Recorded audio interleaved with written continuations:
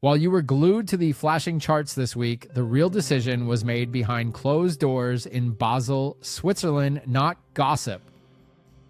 Not a conspiracy, a signed regulatory mandate. It comes into full effect the second markets open on Monday morning. They passed it quietly. They did not want to spark a run, still they acted because they know the financial plumbing is about to change forever. If you have money in a bank, you are in this story. The group behind it calls itself the Bank for International Settlements. Think of them as the central bank for central banks. They are the boss of the Federal Reserve, and they just pulled the trigger on the final phase of a rule set called Basel III. This matters a lot. For 40 years, big banks have been playing a game of make-believe. They treated paper contracts for gold and silver as if those contracts were the real thing. They sold you a receipt for gold. They did not actually have the gold bar in the vault. They sold promises. It was a lie. Why did it work? Because on paper, those promises looked like solid assets. Regulators accepted them. Banks counted them as safe. It cost almost nothing to hold those positions. So the banks could pile on. They could sell billions of dollars in silver they did not own. They could nudge prices down. They could profit while the market believed the receipts were real. Now that game changes. The new rule targets a metric with a boring name, the net stable funding ratio. Sounds dry, it is not. It decides what counts as cheap funding and what does not.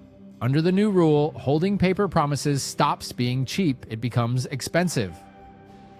Extremely expensive. That change punishes banks for short positions. It forces a choice: buy the heavy physical metal to back the bets, or step away from the market entirely. No more illusion, no more hidden leverage. They passed this rule to stop another 2008 crash. The world did not end in Basel. It began to shift. Do you see the pattern? Fear met with rules, greed meets limits. And your savings sit in the balance. They lit a fuse. Small move, big consequence. JP Morgan and Citi can no longer sit on billions in short positions without putting up massive amounts of real capital. The math flipped. The cost to manipulate the price just skyrocketed. It used to be almost free to suppress silver. Not anymore. Now it costs a fortune. And we are already seeing the effects. Banks are quietly unwinding positions in the overnight markets. They are racing to comply before the Monday deadline. Desperation looks a certain way: tight jaws, sleepless nights. Traders muttering about margin calls. This is not idle speculation. This is institutions trying to save themselves from regulators. Do you see the pattern? The buying pressure that's building is not retail hype. It is not some viral rumor. It is the banks buying to cover. They are buying to reduce risk. They are buying to avoid regulatory penalties. That shift changes everything. Here comes the twist. The part the headlines ignore. The new rule reclassifies gold. Yesterday, regulators treated gold like a risky asset.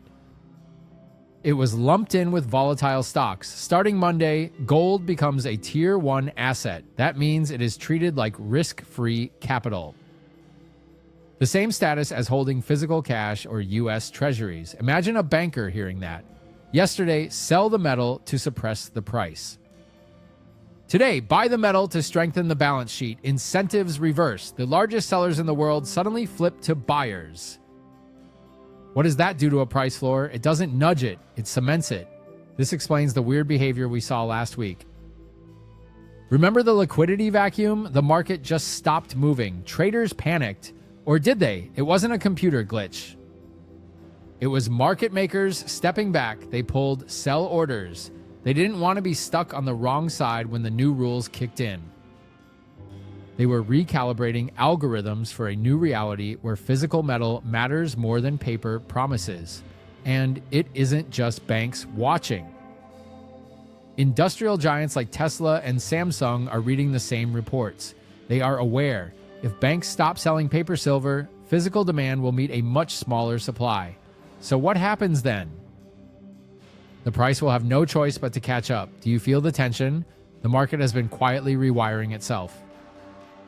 We are seeing panic buying in the industrial sector right now. It looks like a race.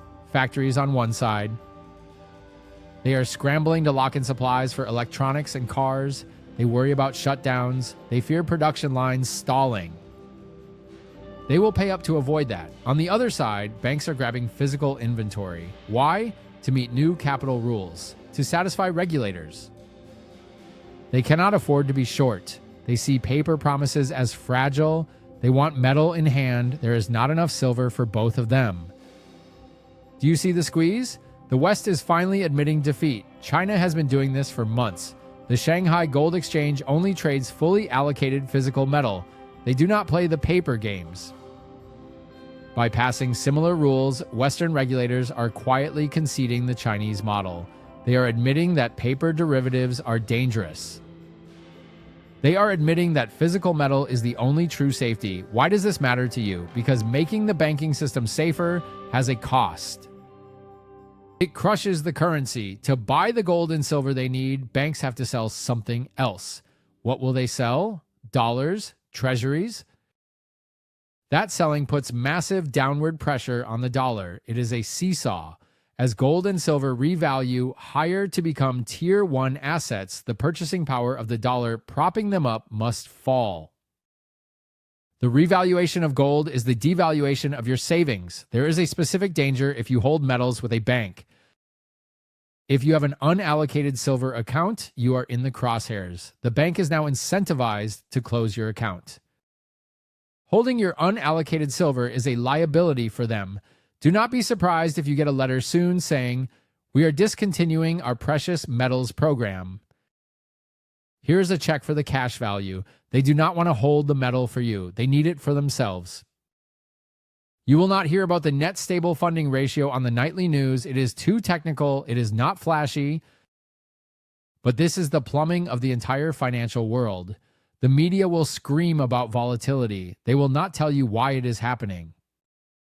The root cause is simple. The era of paper leverage is over. The era of physical assets has begun. Last night, the era of infinite leverage ended. This is historic. This is as significant as 1971. That was the year President Nixon closed the gold window.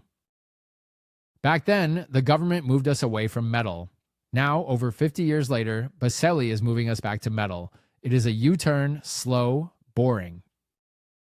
Bureaucratic, but a return nonetheless. It is a return to something like a gold standard. They just do not call it that. They hide it inside banking regulation. Central bankers are not stupid. They see the debt. They see the cracks. They know the system is shaking.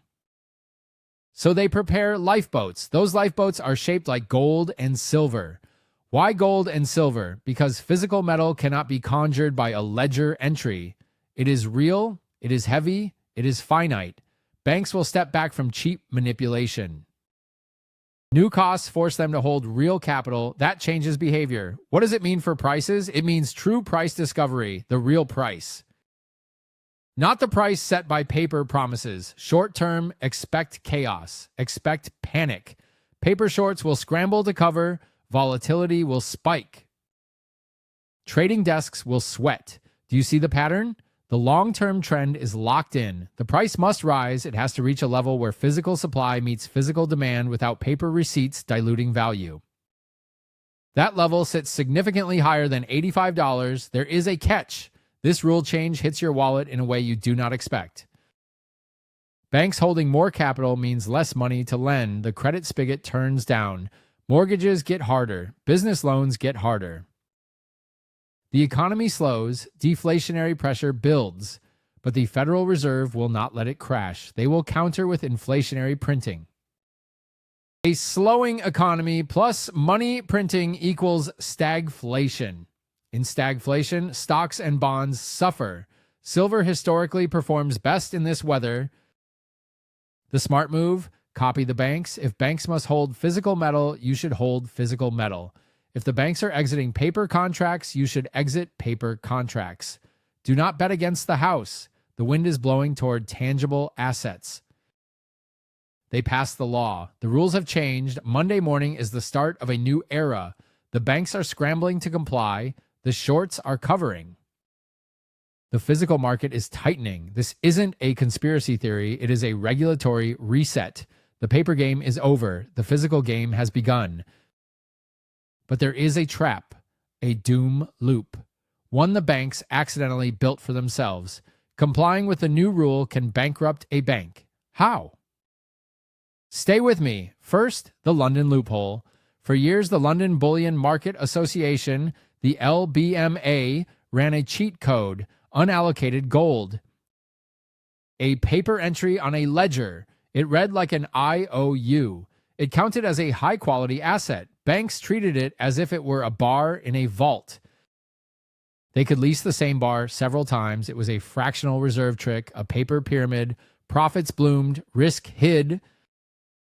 Now, Basel III deletes the cheat code. It says to qualify as top-tier capital, an asset must be allocated. It must be physically in the vault. No IOUs accepted. No more double counting. That simple change forces a scramble.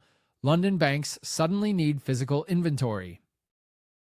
They must convert claims into metal. They must deliver bars. Vault doors creak. Shipping schedules collapse. The drain on global vaults accelerates. We will see a pace of withdrawals we have never seen. Why does this matter to everyone? Because the entire $100 trillion derivatives market rests on the stability of that collateral. When you force banks to upgrade collateral quality, everything gets more expensive. Leverage becomes costly. Hedged bets break. Picture a hedge fund. It uses cheap leverage to short silver. The bank that lent the leverage now has to tighten standards. No more lending on unallocated claims. Margin calls come. Credit lines are pulled. Positions are forced closed. Do you see the pattern? The shorts must buy to cover. That drives prices up. The squeeze is mechanical. It is built into the plumbing of the banking system, not just into mood or rumor. There is another darker loop. A bank that rushes to buy physical metal has to pay real money. To raise cash, it may sell other assets. Prices fall. Mark-to-market losses pile up. Capital erodes. Regulators demand more capital. The bank sells more. Panic selling cascades. Solvency turns into insolvency. When one bank fails, counterparties get nervous. Credit tightens across the system. Liquidity vanishes. The Fed steps in. It must restore confidence. It prints liquidity. It props up markets. It prints trillions of dollars. So this is not just about gold and silver. It is about rules. About collateral. About trust in ledgers. The London loophole is gone. Fractional reserve gold banking is ending. When physical delivery is demanded, the real stock matters, and when the real stock is scarce, the financial plumbing strains. Prepare for a massive deleveraging event. Watch the banks, watch the vaults, watch the shorts. The next move will be driven by regulation and balance sheets, not by pundits, not by hype. The physical market has the momentum now. The question is simple. Will you be ready when the squeeze comes? The whales already know this. Sovereign wealth funds in the Middle East and Asia have been preparing for this rule change. They saw it coming. They planned. They moved quietly. They knew that once gold became a Tier 1 asset, its value would have to rise to support the global balance sheet. So they front-ran the rule for 2 years. They accumulated. They positioned. Now the rule is live. Expect them to go public. What happens when a fund with $1 trillion under management shifts just 1% into silver? The market explodes, prices spike. Liquidity vanishes, panic and greed rush in together. Do you see the pattern? Basel III focuses on gold. Gold is getting blessed as ultimate money for central banks. Silver wins by association. They are siblings. They move in tandem. As gold reclaims its crown, silver quietly reclaims its role as money for the people. The ratio between them will shrink. Investors will wake up. They will finally see silver as the undervalued sibling of the new Tier 1 asset. We are living through a stealth remonetization of the entire precious metals complex. Now the doom loop irony is sharp. These rules were meant to make banks safer. In the short term, they do the opposite. Many banks do not have enough physical metal to meet the new requirements. To comply, they must buy on the open market. Their buying pushes prices higher. Trouble is, many still hold short positions. A rising price wounds their balance sheet. They are trapped. To follow the law, they must unwind those shorts. That destroys their own positions. One step feeds the next. Complying becomes the very force that drives a bank toward insolvency. The Fed will likely have to step in, print money to help buy gold. That is inflationary, and this exposes a split at the top. Basel III pushes hard money. Other elites push for digital control through CBDCs. Commercial banks want gold to survive. Central banks want CBDCs to control money. Who wins the war? You can. You win by holding the one asset both sides desperately need. Physical metal, hold it tight. The new rules change everything. Auditors are coming. Regulators will crack the vaults. They will demand to see the metal. Physical, countable bars. No more of the old stories. For years, banks have been doing something ugly, counting leased metal as if it were their own, like renting a car and telling the world you own it. Like showing a house key you borrowed and calling the house yours. It is fraud. Simple as that. When the auditors arrive this quarter, the double counting scam gets exposed. The books will no longer hide the truth. A bank that cannot prove it holds the physical metal will face a stark choice. Be shut down or be bailed out. Either way, there will be consequences. Demand for audit-proof metal will explode. Real bars, auditable bullion. The market will chase what auditors can verify, and miners will hear the call. This rule changes mining incentives. Miners will stop feeding the open market. They will sell direct to the banks. Why sell to a middleman when a giant bank will buy an entire mine's output for stability? If JP Morgan needs 50 million ounces to meet Basel III requirements, it will not wander aimlessly in the open market. It will make a deal straight with the source. It will buy the year's production. That empties the market. What happens to regular buyers then? Apple. Tesla, your local coin shop. The guy saving spare change, zero supply. Do you see the squeeze? The everyday buyer gets pushed to the back of the line while the system hoards to save itself. The psychology here is raw. Fear grips the market. Greed drives the smart money. Panic jams the exit. Banks hoard to survive. Nations buy to secure reserves. The ordinary investor watches prices move and feels that cold pressure in the chest. Do you act now or wait for the headlines?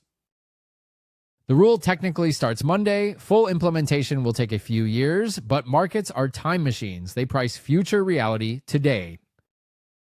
The smart money is not waiting until the final deadline in 2026. It is positioning now. By the time the final impact becomes front-page news in 2026, prices will likely already be in triple digits. They passed it. The era of paper manipulation is ending, not because banks wanted honesty, because regulators forced their hand. Basel is the catalyst that pushes the system toward transparency. Honest accounting means one thing for precious metals. Much higher prices for gold and silver. History rhymes. In 1933, governments confiscated gold to revalue it. In 1971, they left the gold standard to print unlimited money. Now, with Basel III, the system is being pushed to demote paper claims and demand real metal to save itself. The banks are buying. The nations are buying. The question remains, are you? Every time the rules change, wealth moves fast, brutally. The map of winners and losers gets redrawn overnight. Paper assets get vaporized. Metals hold power. They always have. Picture it. A family with savings in banks, numbers on a screen, gone, a vault down the street, cold metal stacking value like a quiet promise. Who do you trust? Numbers that can be redefined, or weight you can hold. This rule change is the signal. The cycle is turning again. The system is quietly admitting that fiat has failed. They are retreating to hard assets. Why now? Because inflation is sticky. Central banks know they cannot drag inflation back to 2% without breaking something else. They are trapped. So they change the definition of safe. Gold and silver become Tier 1 assets. Suddenly, metal is not just a hedge. It is part of the plumbing of global finance. They are building a new anchor, an anchor that can survive a decade of high prices. If the banks are hedging with metal, you should watch. You should act. For 40 years, U.S. Treasury bonds were the ultimate haven. Now Basel is challenging that monopoly. By elevating gold to the same status as bonds, regulators confess what everyone feared. Bonds are no longer the only risk-free asset. What happens next? Capital rotates out of bonds into metals, not millions. Trillions of dollars start to shift. Even a small move has explosive effect. If just 1% of the bond market flows into silver, silver could double overnight. Do you see the math? Do you feel the urgency? You have heard whispers about a global reset. This is it, not a firework, a long, steady rewire, a string of boring rule changes. Basel stands as a pillar of that reset. It recenters gold as the financial sun. This moves us away from a U.S.-centric dollar system toward a neutral, asset-backed framework. It levels the field for nations that hold metal reserves. The West yields ground through regulation. The document is signed. The rule is active. The banks are moving. The window to get in before the institutions is closing fast. Once the full weight of the banking sector hits the physical market, prices run. You will be priced out. Don't wait for the headlines to tell you what to do. Trust the signal. Read the rule. Decide now. The news is written by the people who want to buy your silver cheaply. Say that again. The headlines you read are not neutral. They have an agenda. They want bargain prices. They want to pick up assets on the cheap. Look at the rules they passed. They did not pass them by accident. They passed them for a reason. Follow the money, not the rhetoric. Judge the story by what the banks are buying, not by what they are selling. Do you see the pattern? Basel III is just the shield the banks use to protect themselves. A public defense. It calms markets. It soothes regulators, but shields do not attack. They only hide the real move. You also need to know about the sword they are building. A tool aimed straight at your privacy. While they secure their gold, they are quietly preparing a new digital trap for your checking account. It bypasses the banking system entirely. Its name is Project Icebreaker. The details are terrifying. Why should you care? Because this system is designed to lock you in. Because panic and greed make people sign away choice. Because once the rails are set, opting out gets harder. You need to see how it works, and you need to know how to opt out before it goes live.